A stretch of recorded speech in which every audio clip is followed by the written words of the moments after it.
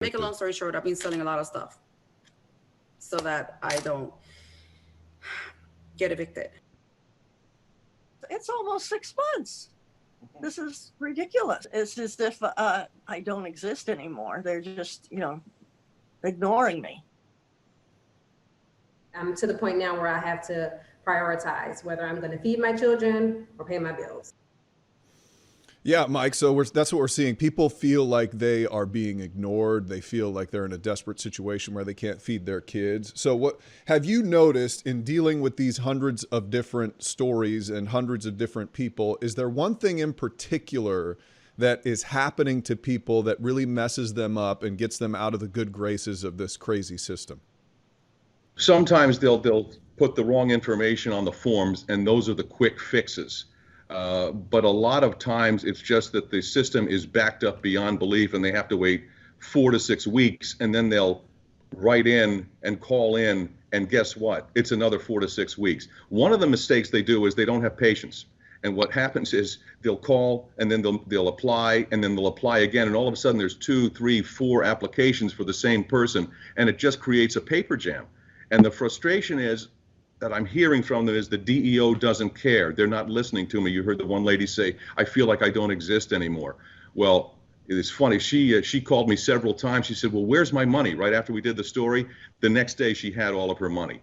It doesn't always happen that way, but we are averaging 5 business days. A lot of times we'll get their money in 24 to 72 hours if it's an easy fix.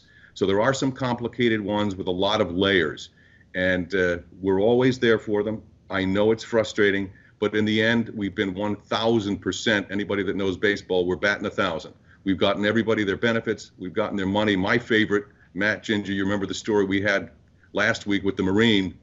We got him $9,000. This is a Marine that served our country. And any time a serviceman or woman or someone that represents our community is in trouble, we're there for them. We worked hard. And as of today, he has $13,000. $13,000 he'd been waiting for months. And he said, I didn't know who else to turn to.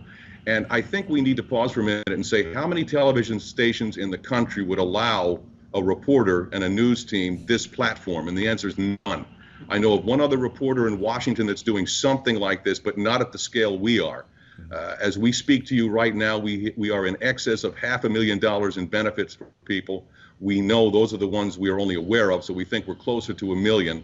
And in terms of the make ends meet generosity from our community, guys, you've heard me say this all the time, we're over $50,000. People have said, I want to help. These people that we feature, we want to help because we don't need the money. They need it more than we do. It's unbelievable. It's human nature at a scale that I never imagined. Unconditional generosity is what I like to call it. And it's been amazing. The whole community, the whole state has rallied behind the Make Ends Meet concept and this television station. And, I appreciate the support you guys give us in the newscast, because if you're not giving me the platform, we're not getting the work done. And remember, we're all in on this. It's not just me. There's a guy by the name of Robert Brewer who goes through hundreds and hundreds of emails trying to figure out, what do we do next? We vet these things to make sure that it's not people saying, oh, I want some money or I want my benefits, and they're not eligible. Everybody we have on the air has been vetted. These are people that deserve their benefits, and we make sure they get them.